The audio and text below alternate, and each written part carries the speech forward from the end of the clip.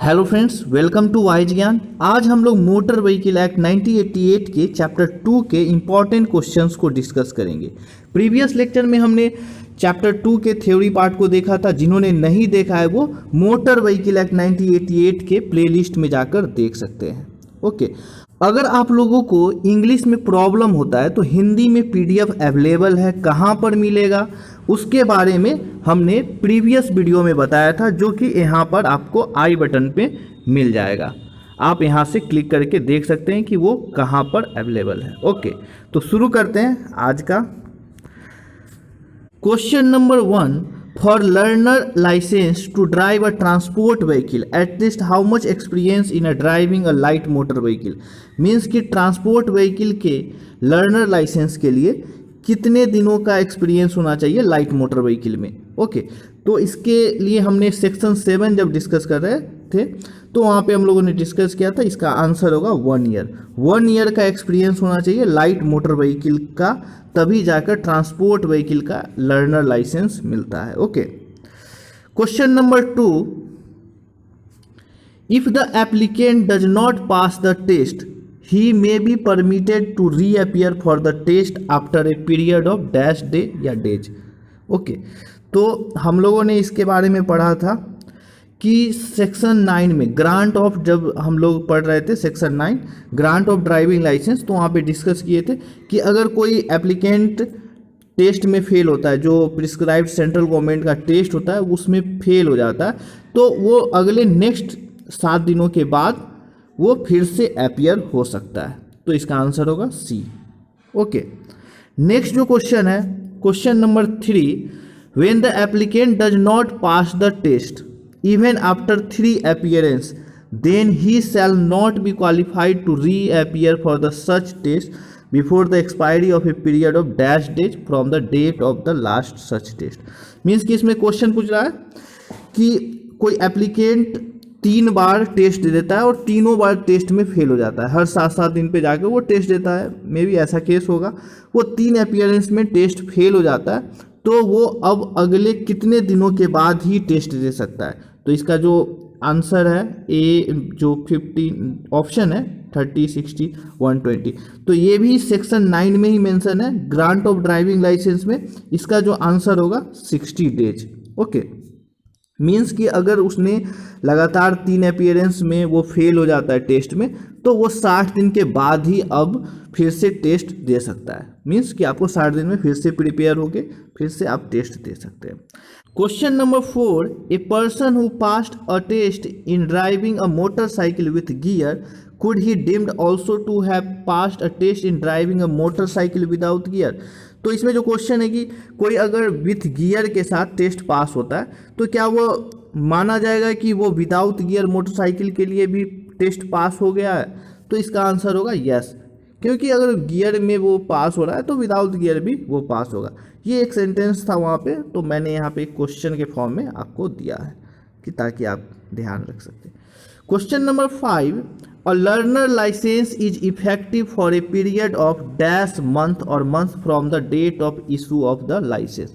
जो learner licence होता है उसकी वैलिडिटी कब तक होती है, तो ये हम लोगों ने जब पढ़ा था तो इसको डिस्कस किया था। इसका आंसर होगा 6 मंथ। ओके, सी इसका आंसर होगा 6 मंथ। ओके, आप लोग वीडियो को सब्सक्राइब और लाइक कीजिए ताकि हमें भी आप लोगों के लिए आगे के वीडियो बनाने के लिए मोटिवेशन मिले। ओके, और हाँ, आप लोग इसे हिंदी में देखने के लिए ज़रूर आई बटन में आप देखें, वहाँ पे आपको वीडियो मिल जाएगा कि कैसे आप हिंदी में देख सकते हैं।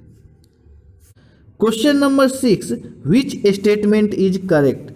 तो कौन सा इसमें स्टेटमेंट सही है उसके बारे में बताना है। Option A, licence to drive a transport vehicle be effective for a period of 5 years. Option A है।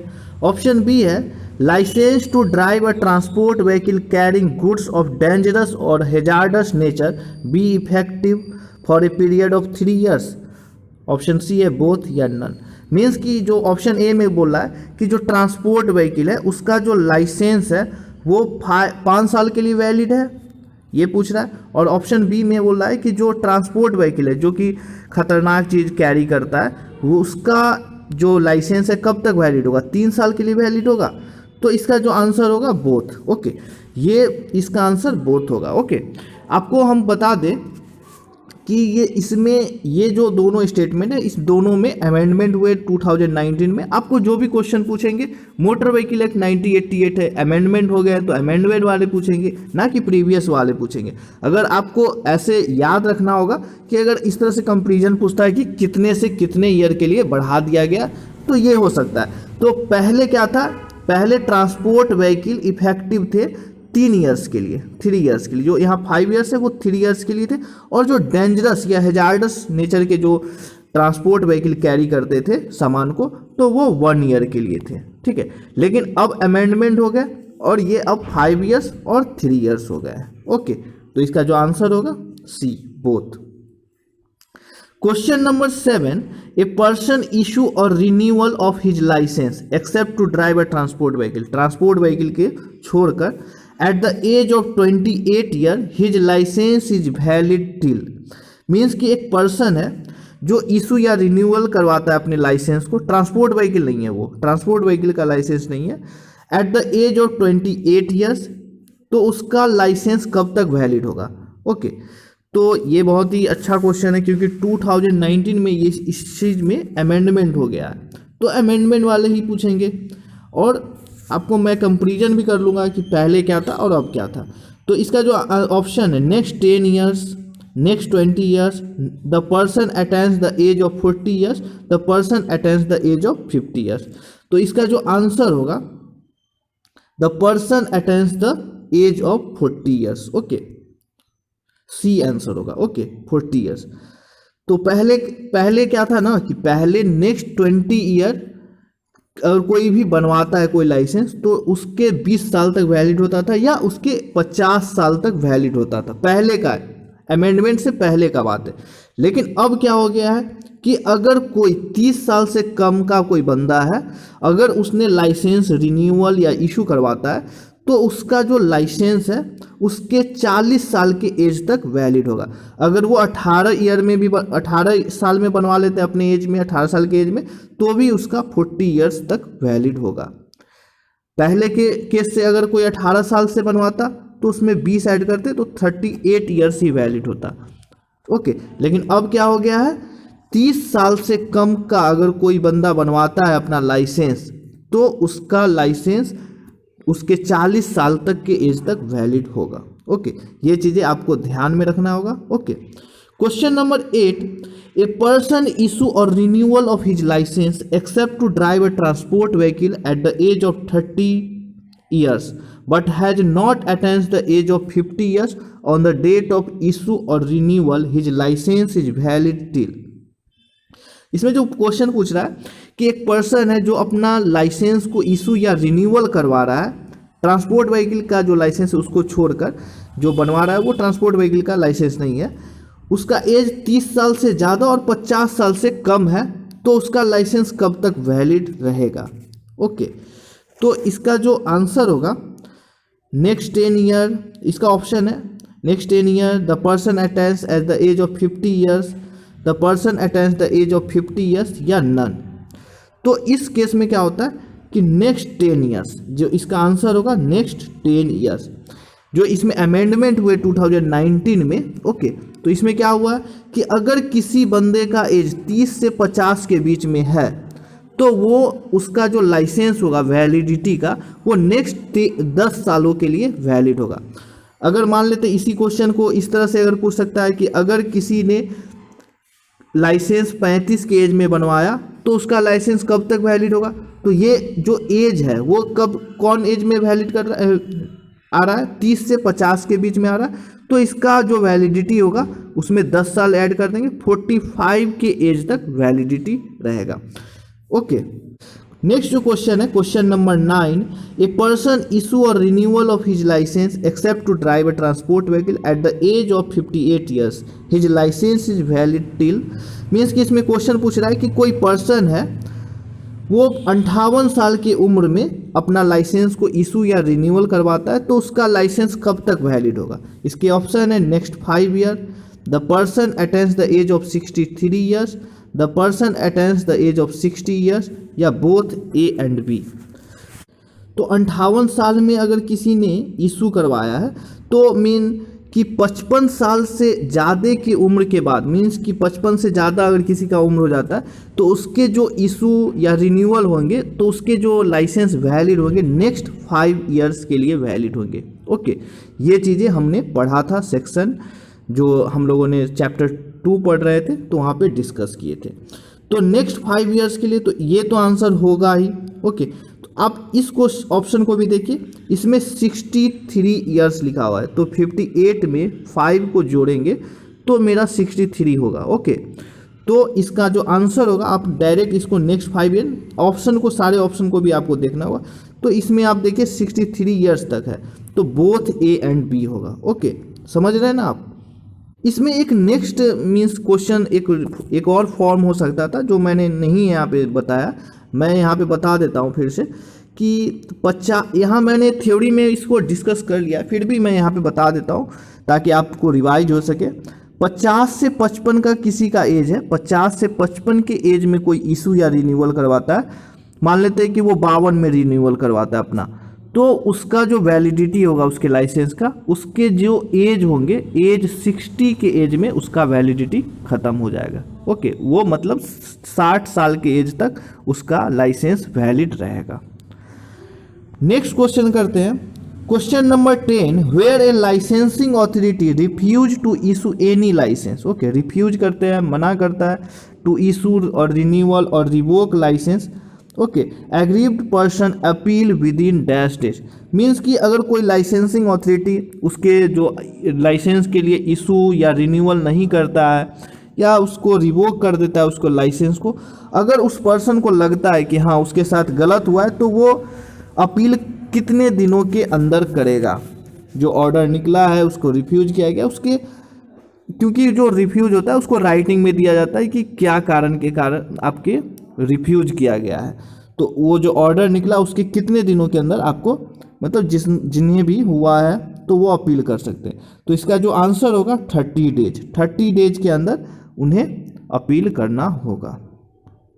Question number 11, period of disqualification shall not exceed by a court shall, means कि जो कोर्ट है वो कितने दिनों तक disqualification कर सकता है, मीन्स इससे ज़्यादा वो एक्सीड नहीं करेगा। तो इसे मैंने यहाँ पे बताया, section 192 using vehicle without registration तो 1 ईयर, सेक्शन 189, ये जो ऑप्शन है ये सारे ऑप्शन यहाँ पे सही है, डी ऑप्शन होगा। इसको मैंने यहाँ पे इसलिए दिया है कि आप लोग याद रख सके, ये सब इम्पॉर्टेंट सेक्शन है। हम लोग जब सेक्शन इसे जब आगे पढ़ेंगे तो वहाँ पे भी डिस्कस करेंगे, लेकिन ये सब सेक्शन चैप्टर 2 में मैंने डिस्कस किया था तो यहाँ पे मैंने क्वेश्चन के फॉर्म में दिया है। तो आपको याद रखना होगा कि section 192 using vehicle without registration के केस में कोर्ट मैक्सिमम 1 साल के लिए डिस्क्वालीफाई कर सकते हैं उसके लाइसेंस को।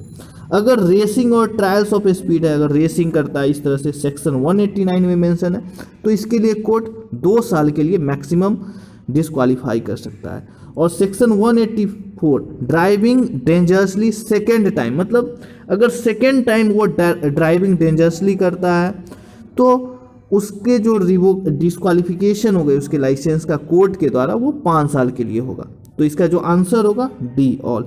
इसका ये मतलब नहीं था कि इस तरह के आंसर क्वेश्चन, इसका ये मतलब था हमने ये जो क्वेश्चन दिया है ताकि आपको सारे मीन्स ये सेक्शन याद रखें और इसके डिस्क्वालिफिकेशन के बारे में भी याद रख सकें।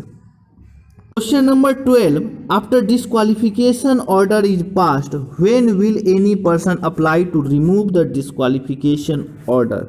ओके, तो मतलब कोई डिस्क्वालिफिकेशन कोर्ट के द्वारा कोई डिस्क्वालिफिकेशन ऑर्डर पास हो जाता है तो पर्सन उसको रिमूव करवाना चाहता है तो उसके लिए वो कब अप्लाई कर सकता है, after 1 month, after 3 month, after 6 month, after 12 month. तो इसका जो आंसर होगा आफ्टर 6 मंथ। इसको हम लोगों ने पढ़ा था कि 6 मंथ के बाद, मीन्स कि अगर कोई कोर्ट उसके डिस्क्वालिफिकेशन 2 साल के लिए कर देता है उसके लाइसेंस को, तो वो क्या करेगा, उसको जो ऑर्डर पास हुआ उस दिन से 6 मंथ के बाद वो अपने जो ऑर्डर पास हुआ उसको हटाने के लिए या उसको कम करने के लिए वो फिर से अप्लाई कर सकता है। ओके, ये चीज़ें हैं आफ्टर 6 मंथ इसका जो आंसर। और अगर कोर्ट उस जो अप्लाई करता है वो रिमूव करवाने के लिए अगर वो फिर से रिफ्यूजल कर देता है तो वो फिर से अगर फिर वो नया फिर सेकेंड टाइम वो रीअप्लाई करना चाहता है कि रिमूव करने के लिए तो वो फिर अगले नेक्स्ट 3 मंथ के बाद ही अप्लाई कर सकता है। Okay, question number 13, in which cases central government not makes rules, means central government किस केस में रूल्स नहीं बनाती है।